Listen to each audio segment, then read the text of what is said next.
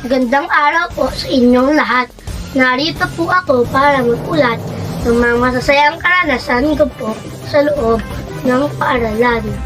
Isa po sa aking masasayang karanasan ay pagtuturo sa akin ng pagtatanim.